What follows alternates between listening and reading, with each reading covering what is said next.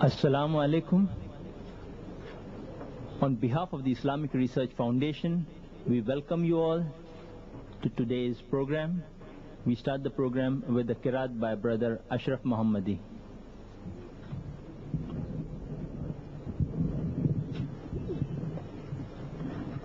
Assalamu alaikum wa rahmatullahi wa barakatuh. أعوذ بالله من الشيطان الرجيم. بسم الله الرحمن الرحيم.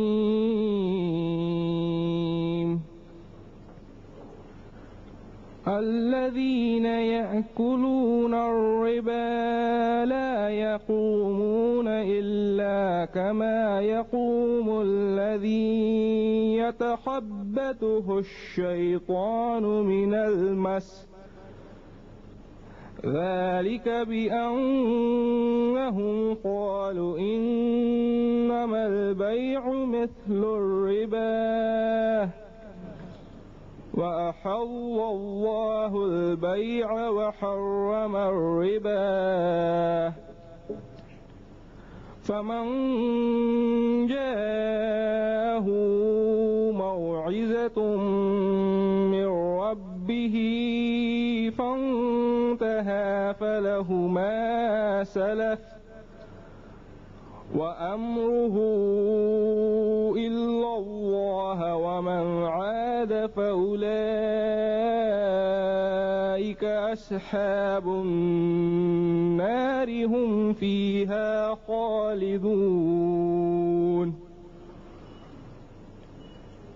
يمحق الله الربا ويربي الصدقات والله لا يحب كل كفار أثيم.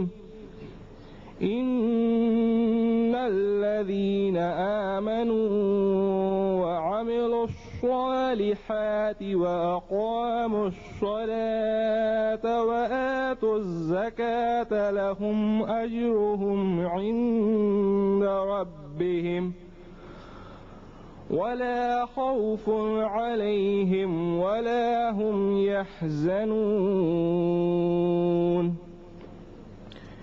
يا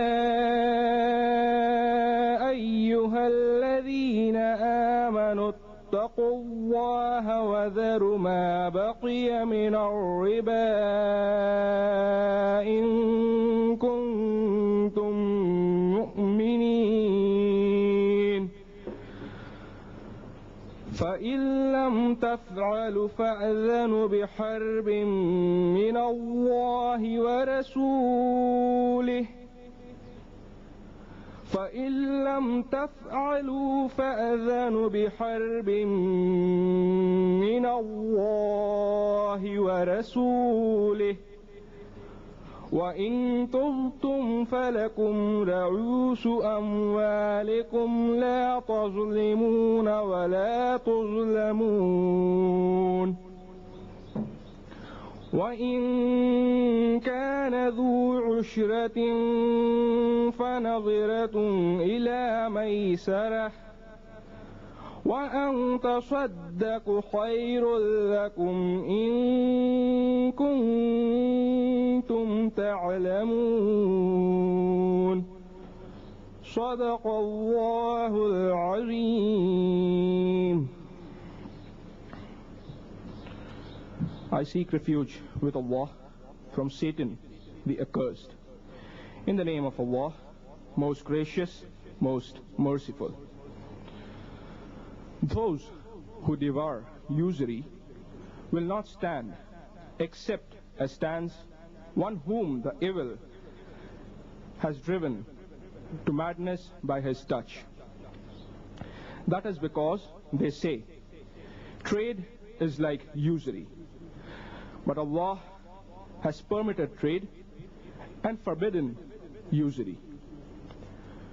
Those who, after receiving direction from their Lord, desist shall be pardoned for the past. Their case is for God to judge. But those who repeat the offense are companions of the fire. They will abide therein forever. God will deprive usury of all blessing, but will give increase for deeds of charity. For he loves not creatures ungrateful and wicked. Those who believe and do deeds of righteousness and establish regular prayers and regular charity will have their reward with their Lord. On them shall be no fear, and nor shall they grieve.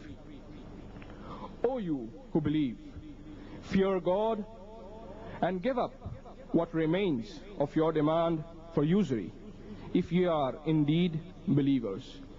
If ye do it not, take notice of war from Allah and His Messenger. But if ye turn back, you shall have your capital sums. Deal not unjustly, and ye shall not be dealt with unjustly. If the debtor is in a difficulty, grant him time till it is easy for him to repay. But if you remit by way of charity, that is the best for you, if you only knew. Verily, Allah speaks the truth.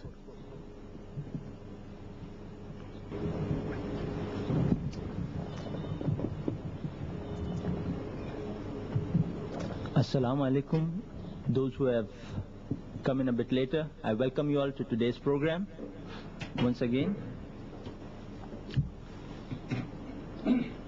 Economy has played a very important role for people, especially in terms of social justice as well as social welfare and its connection to problems and solutions to mankind all over the world.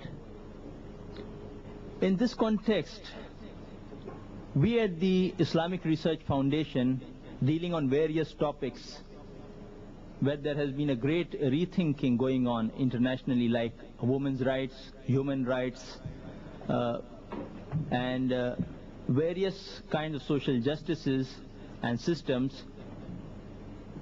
Economy is under close scrutiny as far as total solutions are concerned, because many of the international organizations like the World Bank and those of leading economists of the world have been after pursuit of total solutions, because at present what systems are going on in the world, they have been fraught with certain problems and inadequacies which, because of administrative excellence, have been covered up to quite an extent. In this view, some people have been studying and have come forward to analyze Islamic economics. One of the main key points of Islamic economics is interest-free and its relevance to society and success of society today. To speak before you all, we have today, once again, Dr. Zakir Naik on the topic, interest-free economy promulgated by the Quran.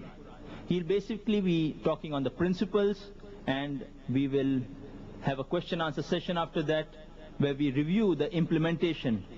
There are two factors which come into play when we study any system. One is the basic principle or the program, and the second is how you're going to implement it. I would request Dr. Zakir to start his talk, which will be followed by the question and answer session on the topic. Dr. Zakir Naik.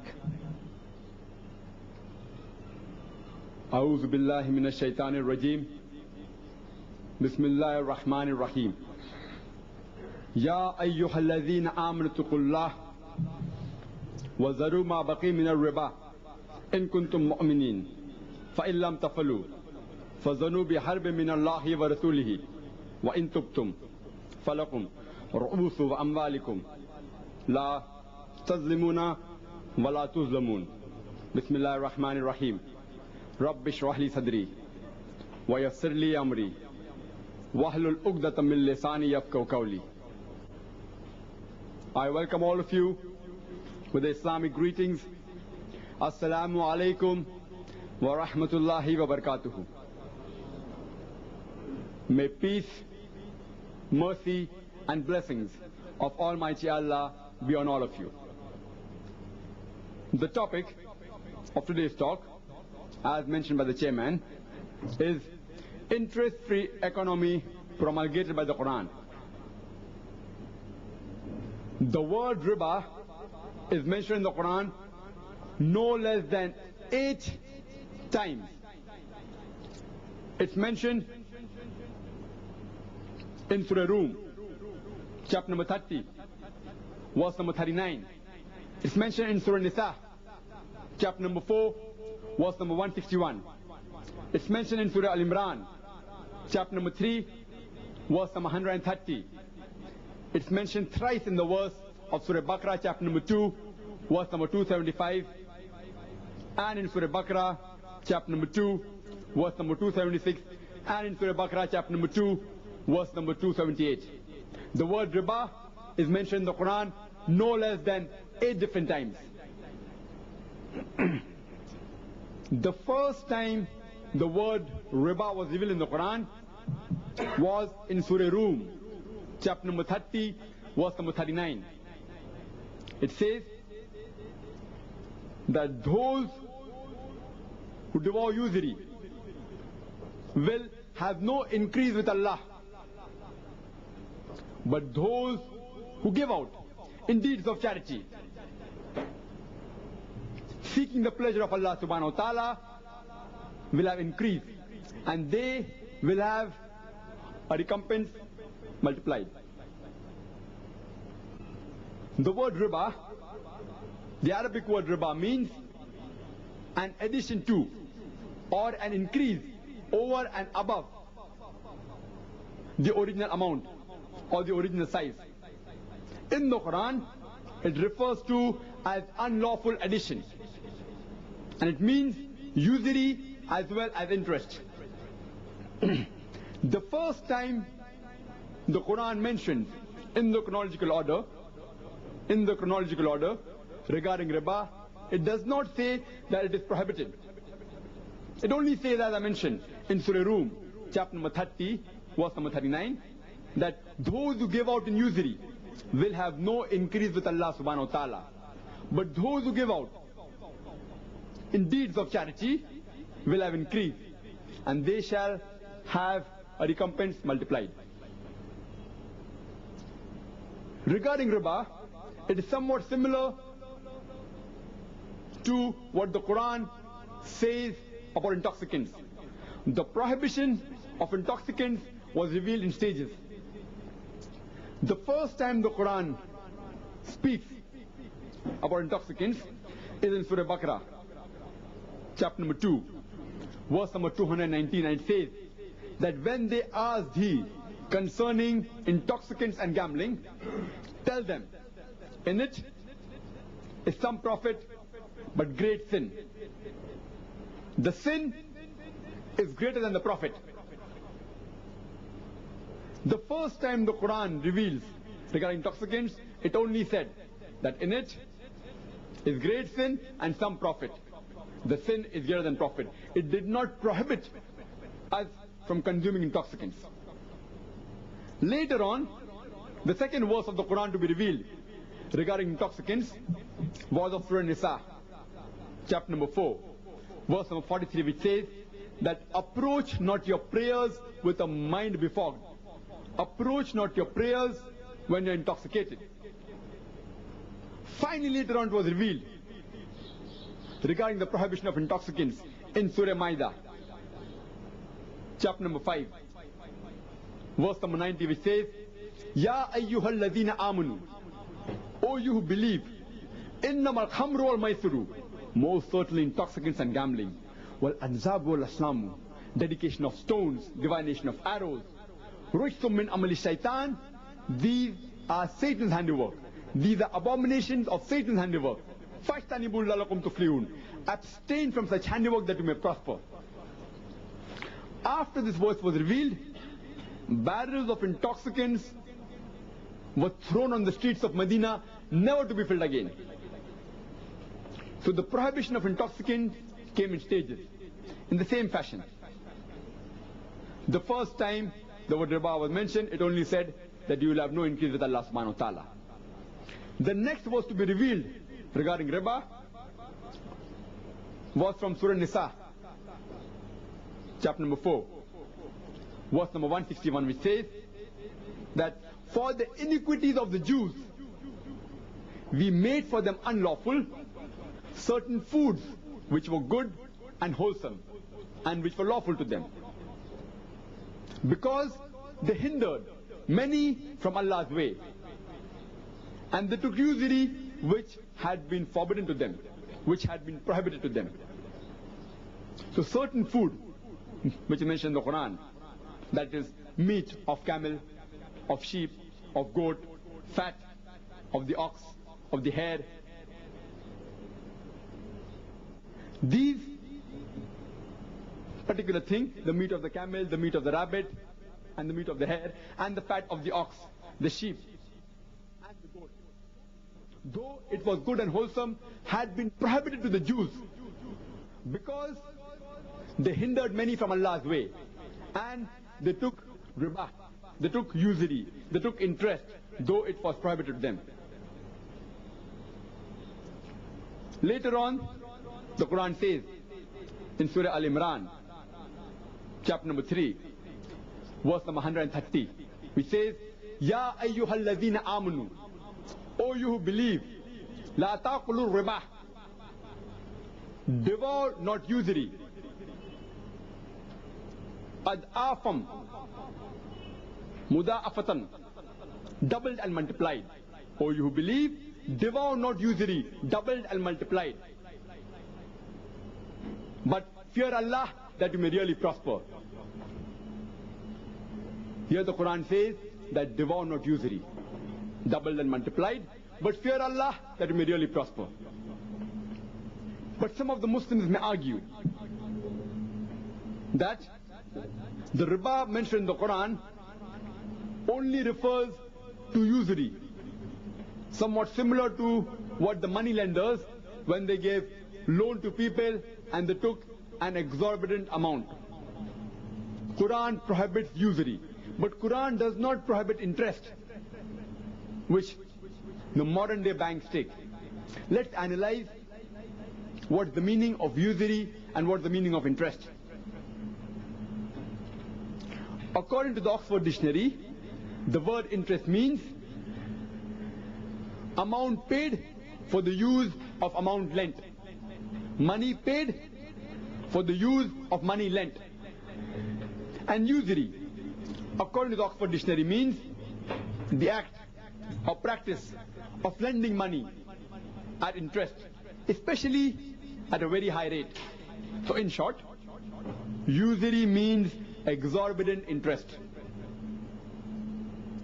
But as I mentioned earlier, riba means an addition to or an increase above the original amount of size.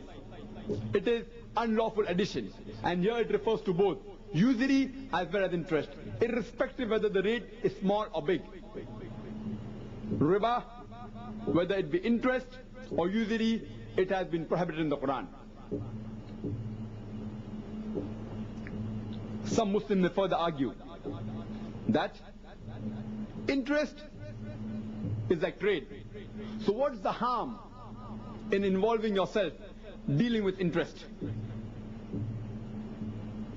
The answer to this argument is given clearly in the Quran. The same verse which was recited by a Qari.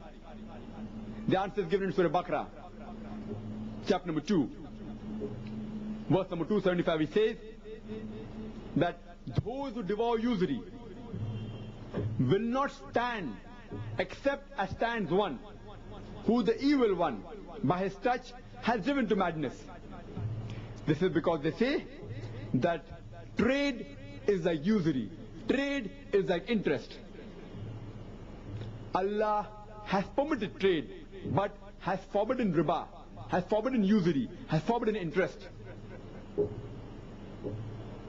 Those who after receiving the direction from thy Lord desist, they shall be pardoned for the past. Their case is with Allah subhanahu wa ta'ala to judge. But those who repeat the offense will be companions of the hellfire. Therein will they dwell forever. The Quran clearly states that Allah has permitted trade but has forbidden interest and riba. And those who involve themselves in riba, that is usury or interest, will be companions of the hellfire, and therein shall they dwell in forever. The verse continues. The next verse of Surah Baqarah, chapter number 2, verse number 276 says, Allah will deprive riba, Allah will deprive usury of all its blessings, and will give multiple increase for deeds of charity. Some Muslims may further argue that the riba mentioned in the Quran refers to riba istilaq. That is when a person gives a loan to another person to purchase his basic necessities, to fulfill the basic demands of life. If a person gives loan and then charges interest on such loan, this sort of riba, which is called as riba istilaq, has been prohibited. The other sort of riba, the other interest which the modern banks take, interest giving on loans for doing business, this the Quran does not prohibit. Let's analyze what the Quran has to say. I start my talk by reciting a few verses of the Quran. I recited the verse from Surah Baqarah, chapter number 2, verse number 278, which says, Ya ayyuhalladhina amanu tuqullah, that O you who believe, fear Allah. Wazaru ma baqi min ar-riba, and give up your demands, and give up your demands of riba, that is usury or interest. In kuntum mu'minin, if ye are indeed believers. Immediately after this verse was revealed, our beloved Prophet Muhammad, may peace be upon him, he said that I am the first person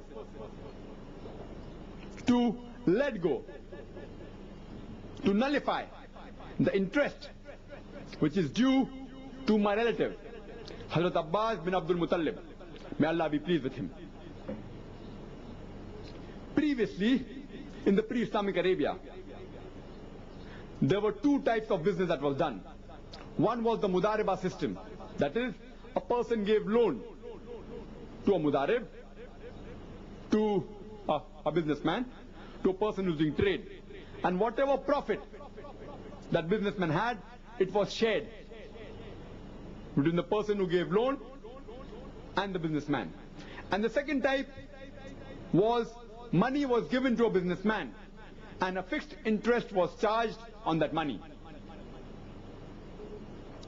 When the Muslims say that the riba which is prohibited in the Quran refers to riba istilaq, that is interest on loan givings to basic necessities, like for purchasing food, for purchasing clothes, the basic requirements, such type of riba has been prohibited. The moment the verse of Surah Baqarah chapter number 2, verse number 278 was revealed, which said that give up your demands of usury, give up your demands of riba, give up your demands of interest. Our beloved Prophet Muhammad, may peace be upon him, he was the first to nullify, he was first to let go the interest that was due to his relative Hazrat Abbas bin Abdul Muttalib, may Allah be pleased with him. No logical person, no logical Muslim can say that the beloved relative of a prophet, Hazrat Abbas bin Abdul Muttalib, may Allah be pleased with him, he gave loan to poor people for basic needs and in return charged interest, just like what the Jews did. But natural, Hazrat Abbas bin Abdul Muttalib, may Allah be pleased with him, he gave loan to businessmen to do business, and on that he charged a fixed interest. After this verse was revealed, whatever interest which was due to his relative was let go. And but natural, all the Muslims of that time, whoever involved themselves in interest, let go whatever interest amount was due to them. The next verse, immediately after this verse, is of Surah Baqarah, chapter number 2, verse number 279, which says, after it says, Ya ayyuhalladhina amanu tuqullah, oh you believe, fear Allah. Wazaru ma baqi min ar-riba, and give up what remains of a demand of usury. In kuntum mu'minin, if you are indeed believers. And the next verse says, fa'in tawallaw. But if you do it not, فَذَنُوا بِحَرْبٍ مِّنَ اللَّهِ وَرَسُولِهِ, take notice of a war from Allah and His Rasul. وَإِن تُبْتُمْ, but if you turn back. وَإِن تُبْتُمْ, but if you turn back, you can have your capital sums. The Quran clearly states that if you do not turn back from riba, take notice of a war from Allah and His Rasul. Imagine, the Quran also mentions that intoxicants are prohibited. Gambling is prohibited. But nowhere does the Quran say that though consuming intoxicants is a major sin, it does not say that if you consume intoxicants, Allah and His Rasul will wage a war against you. Neither do you indulge. If you indulge in gambling, will Allah and His Rasul wage a war against you. But here specifically the Quran says, if you involve yourself in interest, Allah and His Rasul will wage a war against you. I want to know that which Muslim today in the world today, can challenge Allah and His Rasul for a war. I want to know which Muslim, which human being today in this world can challenge Allah and His Rasul for a war.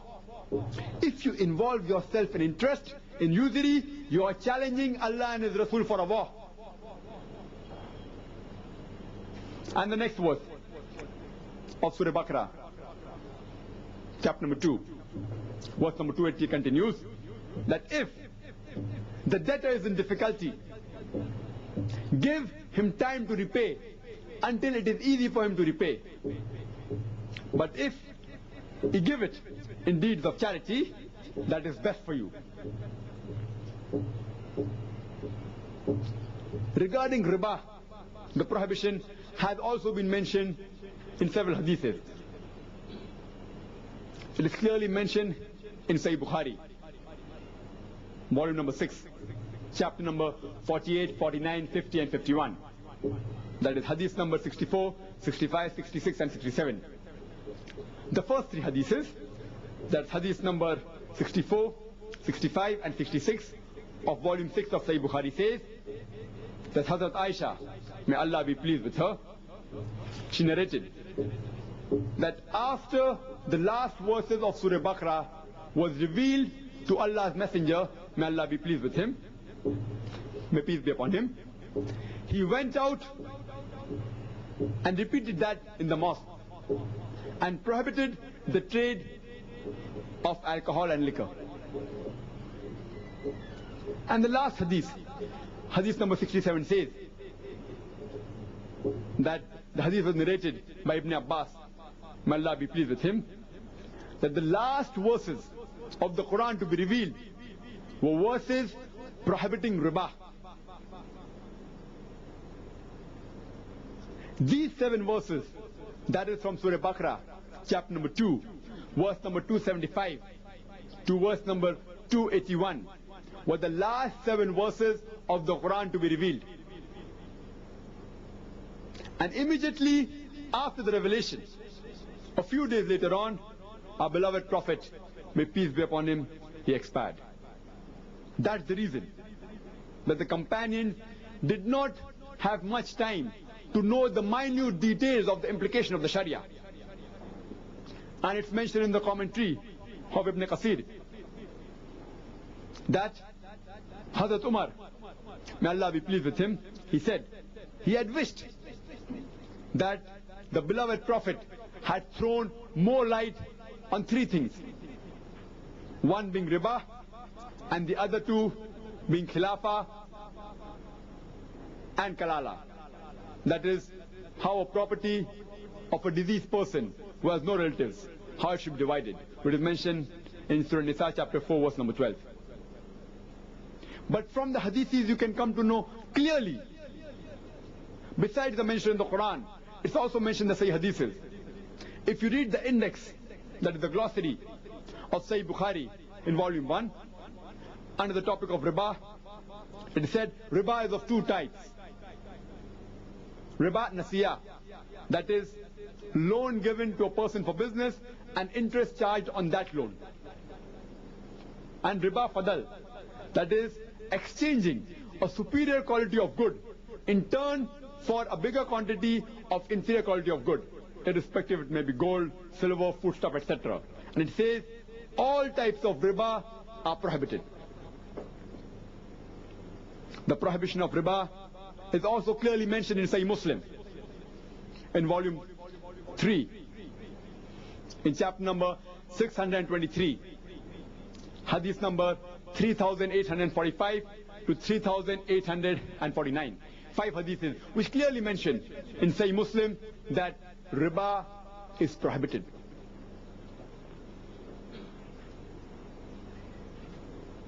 Let us analyze what are the objectives of the Islamic economic order. Why does Quran promulgate an interest-free economy? There are basically 4 objectives for an interest-free economy promulgated by the Quran. The first is the economic well-being within the framework of the moral norms of Islam. The second is universal brotherhood and justice. The third is equitable distribution of wealth.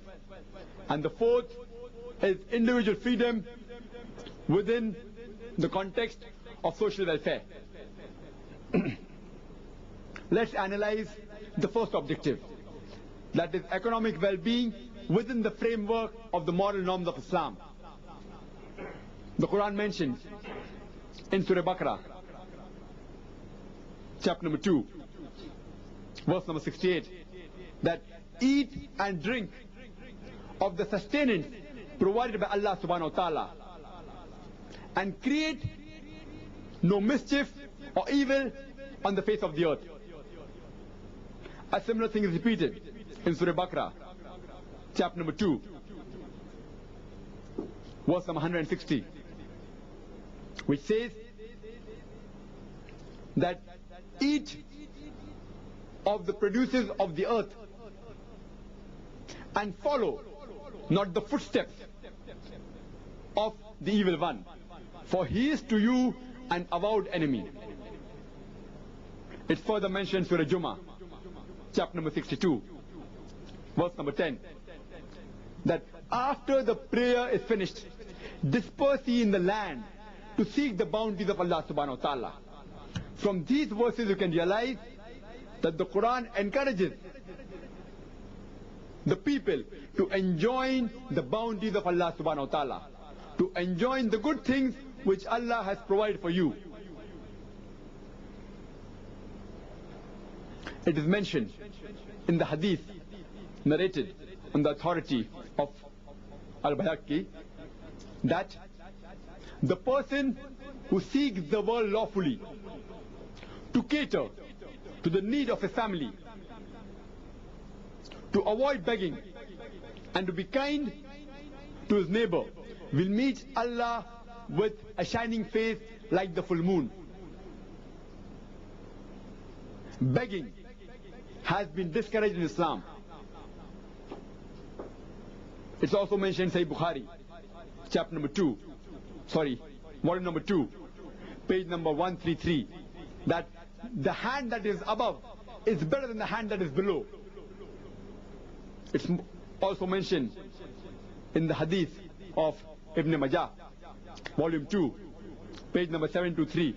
It says that the best income a person can earn is through his labor. So Islam encourages a person to enjoy the bounties of Allah subhanahu wa ta'ala and to work for his living and to refrain from begging. The second objective is universal brotherhood and justice.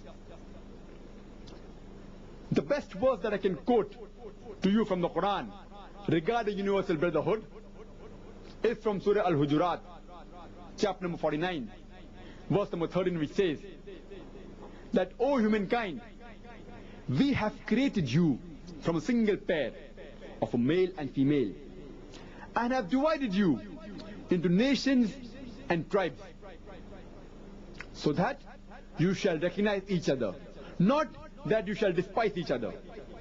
And the most honored in the sight of Allah subhanahu wa ta'ala is the person who is the most righteous, is the person who is the most pious.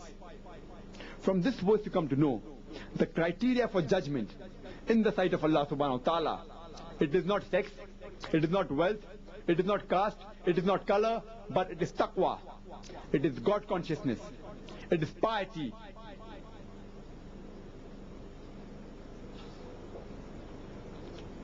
Further, we also come to know that during the speech of the farewell pilgrimage of Hajjatul Wida, our beloved Prophet Muhammad, may peace be upon him, he said that no Arab is superior to a non-Arab. Neither a white is superior to a black, except in righteousness, except in piety, except in God consciousness. The best verse that I can quote from the Quran regarding justice is from Surah Nisa, chapter number 4, verse number 135, which says that, Ya ayyuhal ladhina amanu, O you who believe, stand out firmly for justice as witness to Allah subhanahu wa ta'ala, even if it be against yourself, against your parents, against your relatives, or the rich or poor, for Allah protects all. Means if you have to stand for truth, if you have to stand for haqq, if you have to give a witness to Allah subhanahu wa ta'ala, you can even go against yourself. You have to sacrifice your own interest. You can even go against your parents, against the relatives, or irrespective whether the person who you are going against is rich or poor. You have to stand firmly for justice as witness to Allah subhanahu wa ta'ala. The third objective is equitable distribution of the income, of the wealth. Islam is against the philosophy that the wealth should be concentrated in the hands of few individuals, and the difference between the rich and the poor should be reduced. Otherwise, they will be enemies unto each other. For this, Islam has devised a system called as zakat. That every Muslim who has a saving, who has a wealth of more than the nisab level, more than the minimum wealth required, he has to pay 2.5%, 1/40th of that wealth every lunar year to the poor people.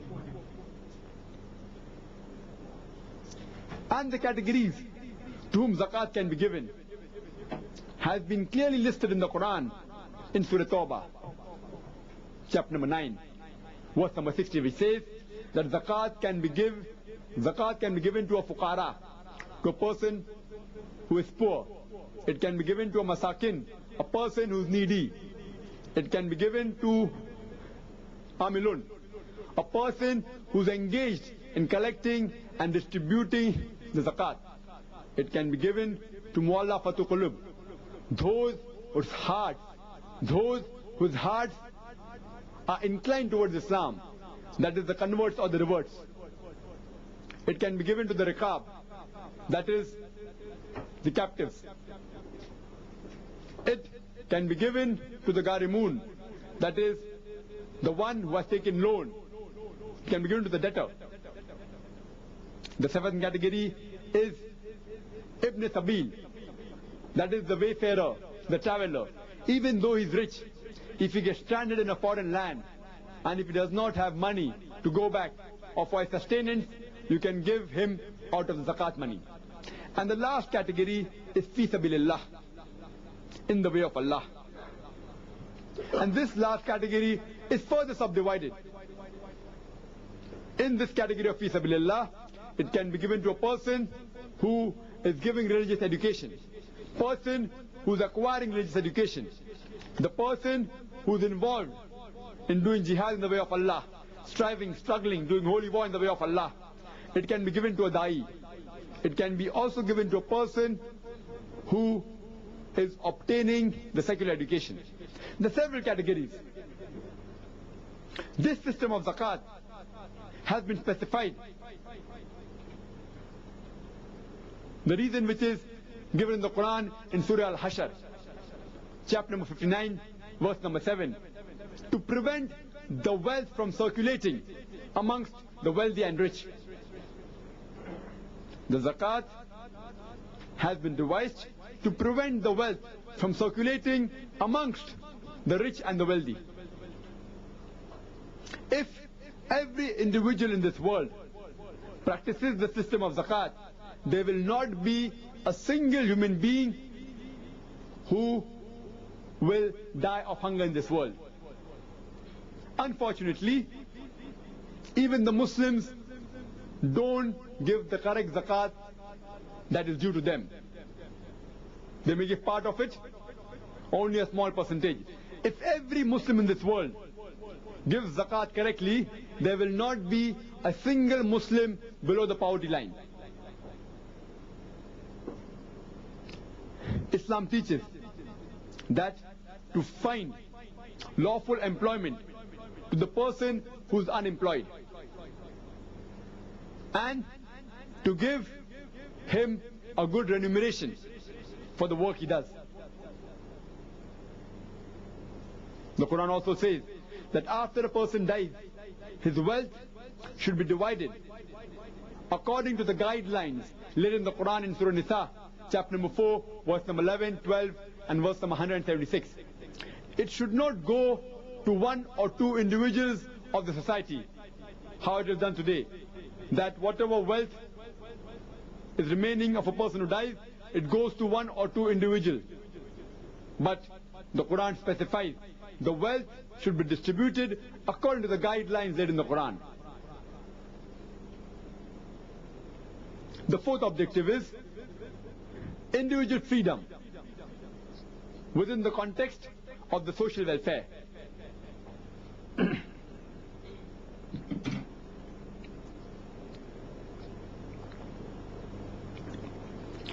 According to Islam, a man is born free. No one, not even the state, can abrogate his freedom, nor subject his life to strict regimentation. Every individual is free as long as he does not overstep his freedom, as long as he does not harm the society. Because in Islam, the larger welfare of the society takes precedence over the individual freedom.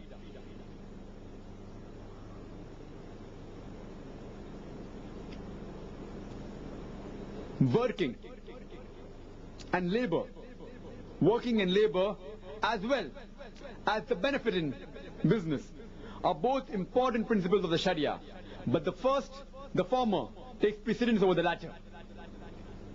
And if you're doing business or whatever it is, a big loss cannot be inflicted to relieve a small loss. Neither can a big profit be sacrificed for a small profit. So in short, Islam believes in individual freedom within the context of the social welfare.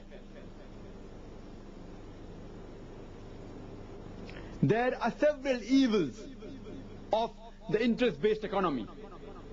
The reason why Quran has prohibited it. For example, if a person takes loan from the bank and say the cost price of a particular article is 100 rupees. He wants 10 rupees profit on that article. So his selling price will include the 100 rupees cost price, the 10 rupees profit, as well as the interest he's paying. Say it is rupees 10. So the selling price will be 120 rupees. The selling price will go up because of interest. If the selling price goes up, but natural, the demand comes down. When the demand comes down, the supply goes down. When supply goes down, but natural, the production comes down. When the production comes down, there is retrenchment and there is labor problem. There's problem of employment.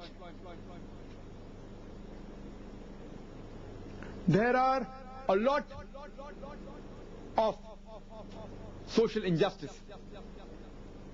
For example, if a person takes loan from the bank, irrespective whether he makes a profit or goes in loss, he has to pay that fixed amount of interest in the time stipulated. Even if some calamity befalls his family, like floods, earthquake, etc., still the person who has taken loan has to pay that amount along with interest. There is no social, there is social injustice. Irrespective whether the businessman goes in loss or profit, he has to pay that amount.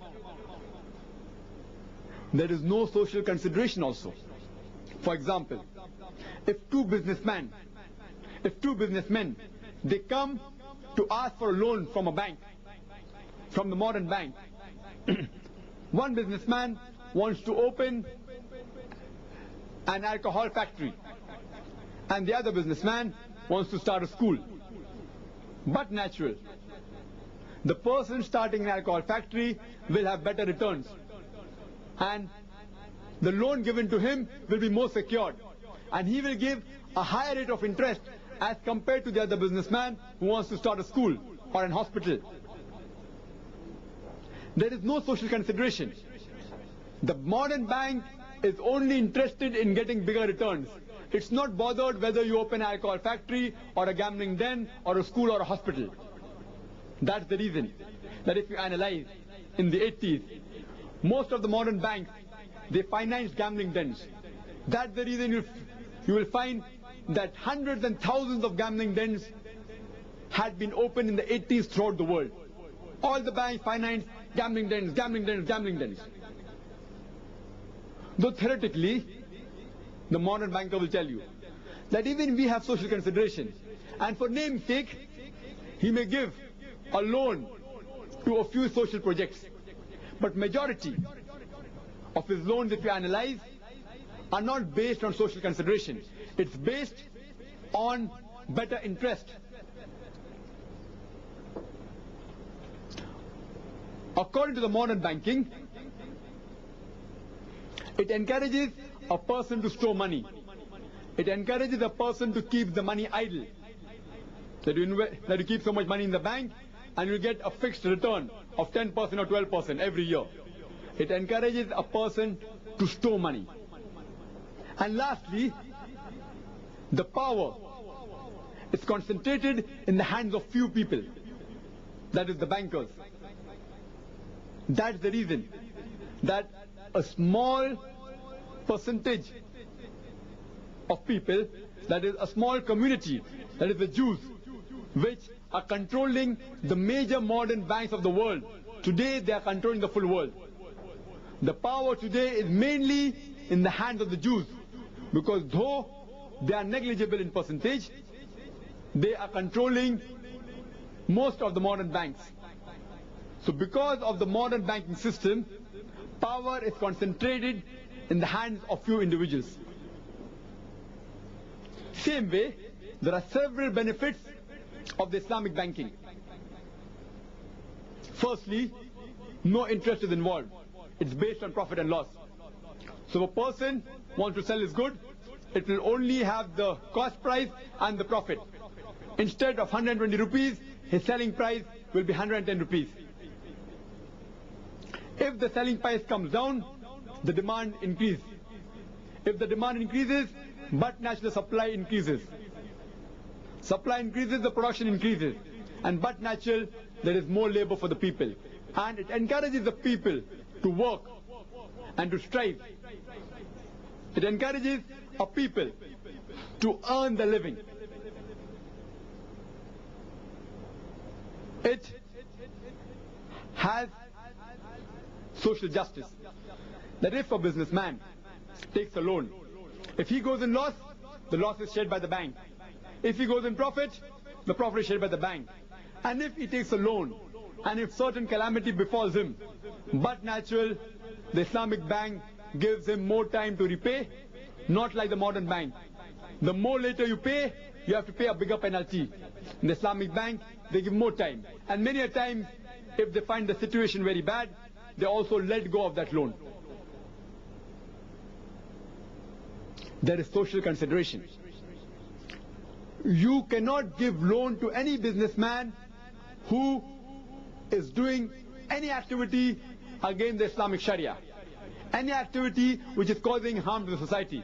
For example, if a businessman wants to open an alcohol factory, and if he approaches an Islamic bank, irrespective, even if the businessman says, I will give you 100% of my profit, still the Islamic bank will not give a single pie loan to that businessman because he wants to start a project which is harmful to the society, which is against the Sharia.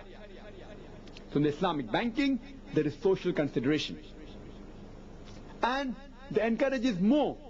The Islamic bank, they encourages more of the projects which are beneficial to the society.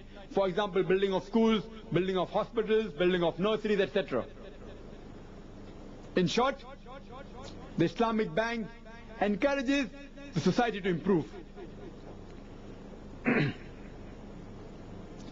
Islamic bank, you aren't encouraged to keep your money idle.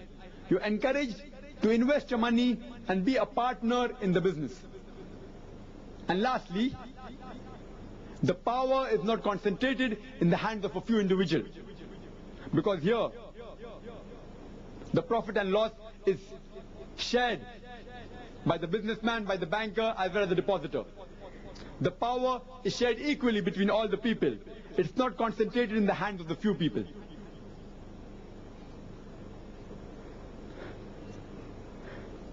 The great philosopher Aristotle, he has given a beautiful definition of interest. And Aristotle defines interest as an earning based on the use of money and not on labor. And all such earnings are against nature.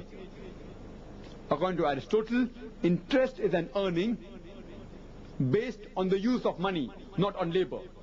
And all such earnings, that is, all such interest, are against nature. Let's analyze the modern theory and the Islamic theory. There are mainly four factors that are involved in production. The first is land, second is labor, third is capital, and fourth is organization. According to the modern theory, on land you pay rent. In the Islamic theory you do the same. On land you pay rent. In the second factor of production, that is labor, in the modern theory you pay wages. In the Islamic theory also you pay wages. It's the same. In the third factor of production, that is capital, in the modern theory you pay interest. In the Islamic theory there is profit and loss sharing. And in the fourth factor of production, that is organization, in the modern theory there is profit and loss sharing. In the Islamic theory there is profit and loss sharing. So the major difference in the four factors of production is the third factor, that is capital. The modern theory says that on the capital you have to charge a fixed interest. The Islamic theory says that on the capital there is profit and loss sharing, because Islam does not differentiate between the capital and the organization, because the money that is lent by the bank, the money actually does not belong to the bank. It belongs to the depositors. So depositors are part of organization. Therefore, the money that is given, borrowed from the bank, the money which is deposited in the bank, this money, this capital should be included in the organization. That is the reason capital and organization in the Islamic theory, they are clubbed together. And it is based on profit and loss sharing. In the modern theory, capital, on the capital you have interest. This is the major difference. The 5 basic principles of the Islamic banking are, the first is Tawheed, that is believe in one God, that is unity of God. The second is divine origin of nourishment and direction towards perfection. The third, it is Khilafah. We have to realize that man is the vicegerent of Allah subhanahu wa ta'ala on the face of the earth. The fourth is Tazkiyah, that is purification and growth. And last is accountability, that we have to believe in the hereafter, and we will be accountable on the day of judgment. Islamic banking is mainly based on these 5 principles. When you have to do business, normally there are 2 types of unit. One is the surplus unit, which has got excess of money but does not know how to utilize it. The other is the deficit unit, that is those people who have got no money but have got very good ideas. The best example in Islamic history I can give you of a surplus and a deficit unit is the Hazrat Khatija, may Allah be pleased with her, was the wife of beloved Prophet Muhammad, may peace be upon him. She is a very good example of a surplus unit. She had excess of wealth, but since she was a lady, but natural, she could not go abroad and involve too much in the business transaction. She did not have avenues to invest her money. And the example of the deficit unit is the beloved Prophet Muhammad, may peace be upon him. That is deficit in the terms of money. He did not have much wealth, but he had a lot of ideas. So both these units combined, the surplus and the deficit unit. Bibi Khatija, may Allah be pleased with her, she gave her money to Prophet Muhammad, may peace be upon him, to do business.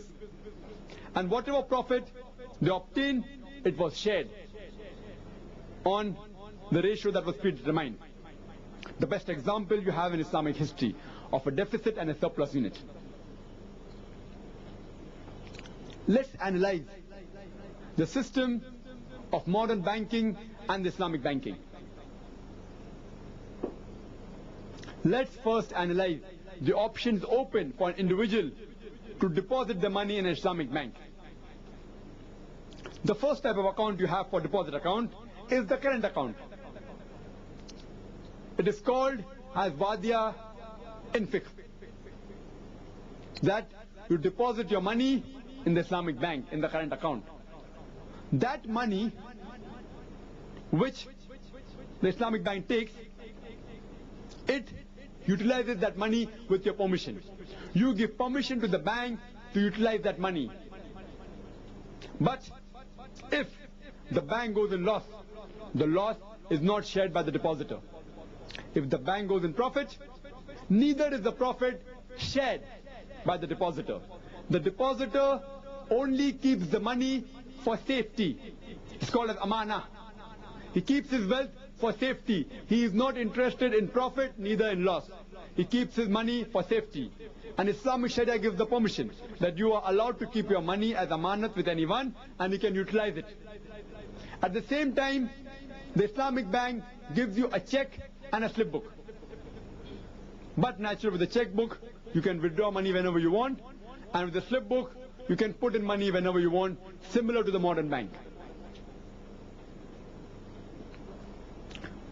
Coming to the second type of deposit account. It is a savings account. In the savings account, here also, the depositor is mainly interested in the safety of his money. He is not interested in profit and loss. And whatever profit the bank obtains from that money, the depositor does not mind accepting a part of it. The Sharia says, whatever profit you obtain from a business, you have a right to give a part of it as gift, a part of it as gift to anyone. It's called a sadaqah. You can give a sadaqah. So here you deposit your money in the Islamic bank, and whatever profit the bank makes, the bank gives you a portion of the profit.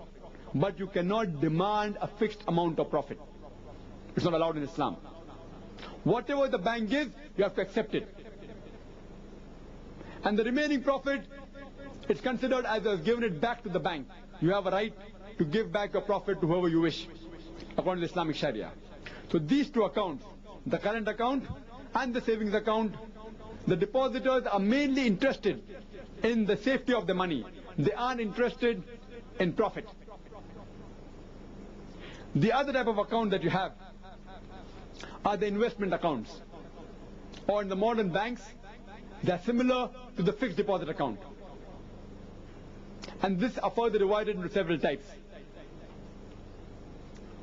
In the Islamic system, the Islamic banking system, you have the mudaribah, which means profit and loss sharing.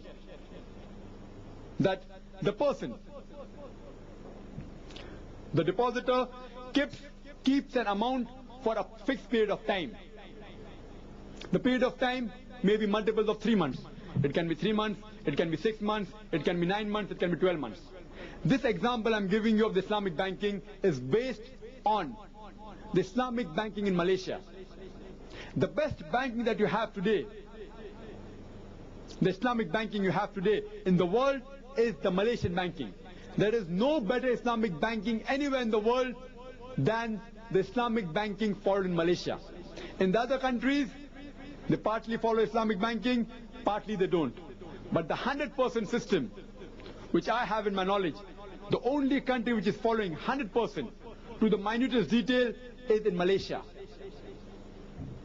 So this concept, I'm telling you, is based on the Islamic system of banking in Malaysia. In this investment account, that's called a mudaribah, you keep a fixed amount of wealth for a fixed period, maybe for 3 months, for 6 months, 9 months, 12 months, or whatever it is, multiples of 3 months. Some banks keep it for multiples of 4 months. This money, in turn, is used by the bank to do business with the businessman. So in the terminology, when you deposit your money in the bank, the depositor is called as Sahib-e-Mal, and the bank is called as Sahib-e-Amal. Here the surplus unit is the depositor. The deficit unit is the Islamic bank. Now whatever profit the Islamic bank makes, it is shared on a predetermined ratio. The profit which the Islamic bank makes, or the money you have deposited for the fixed period, it's shared on the ratio which is determined. In the Islamic banking of Malaysia, the ratio is 7 parts to 3 parts. 7 parts of the profit is given to the depositor, 3 parts of the profit is kept with the bank. Means 70% of the profit goes to the depositor and 30% the Islamic bank keeps for itself.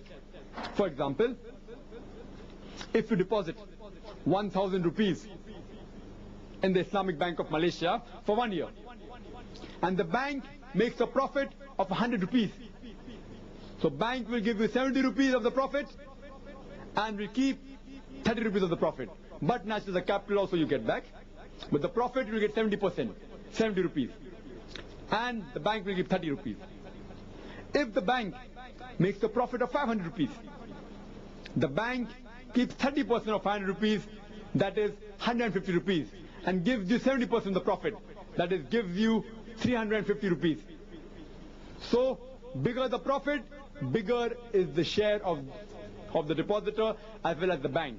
Lesser is the profit, lesser is the share of the depositor as well as the bank. It is profit sharing. If the profit is 0 rupees, the bank gets 0, the depositor gets 0. But suppose in case the bank goes in loss, according to the Mudareba system, the loss is borne only by the depositor. The loss in the business is theoretically only borne by the depositor. Means, for example, if you invest 1,000 rupees and keep it for 1 year, there is a loss of 100 rupees. So you, in turn, the loss is transferred to you. And from your capital, out of the 1,000 rupees, you only get 900 rupees back. 100 rupees is deducted as loss. So in theoretical terms, the loss is only borne by the depositor. But practically, even the Islamic bank is going in loss. Because, but natural, they are paying the money for the administration, for the rent, for the salary, which is not taken into account. So, but natural, even the bank is not going scot-free. Even the bank is sharing a loss, though it is a lesser percentage as compared to the depositor. This is the system in the Islamic banking. Now let's come to the project financing. Suppose a businessman, he wants a loan. He wants money from the Islamic bank. The first system is the Mudareba system. That is, a businessman comes to the bank and says that I have a project of 6 months. And this project requires 50,000 rupees. At the end of 6 months, I will get a return of 1 lakh rupees. That is 50,000 rupees profit. Is the Islamic bank willing to give me 50,000 rupees for 6 months? But naturally, the Islamic bank analyzes the business, what sort of business is doing, is the business viable, what is the profit return, etc., etc. Then the Islamic bank and the entrepreneur and the businessman, they sit across the table and they finalize the ratio of profit that they should share. Say, for example, the Islamic bank says, I will take 3 parts of the profit, the businessman gets 2 parts of the profit. Means 60% of the profit, whatever the businessman is making, will go to the Islamic bank, 40% will go to the entrepreneur, to the businessman. The deal is fixed, it can be negotiated. In the modern bank, the interest is negotiated. In the Islamic bank, the profit ratio is negotiated. So the businessman says, I require 50,000 for doing business for 6 months. In that 50,000, also, if he's working for his business, his salary is included. If he's not working, if he employs other people only, his salary is not included. But if he also works, say for example, an average person working may require 2,000 per month. So he gets paid 2,000 per month from that 50,000 rupees. For 6 months it will come 6 multiplied by 2,000. He gets 12,000 rupees at the end of 6 months. This is taken into account, and the remaining money, the remaining 38,000 of the 50,000 is utilized on buying of goods and the administration. So from the 50,000, even 12,000 salary of that entrepreneur for 6 months is taken into account. Now after 6 months, he makes a profit of 50,000. He gets the total return of 1 lakh rupees. But natural, the capital sum of 50,000 is given back to the bank. And the remaining 50,000 profit is shared on the profit ratio predetermined. Bank, Islamic bank, takes 60%. That is 30,000 rupees. And the businessman keeps 40%, that's 20,000 rupees. So at the end of 6 months, the businessman gets 20,000 rupees profit as well as 12,000 rupees salary for his labor. If instead of making 50,000 profit, the businessman makes 40,000 profit, so the bank takes 60% of 40,000. That is 24,000 rupees. And the businessman, he takes 40% of the 40,000. He keeps 16,000. If the businessman makes 60,000 profit, The bank keeps 60% of 60,000. That is 36,000 rupees as profit. And the businessman keeps 40%. That is 24,000 rupees of the profit. So bigger the profit, bigger is the share for the Islamic bank as well as the businessman. Lesser is the profit, lesser is the share for the businessman and the bank.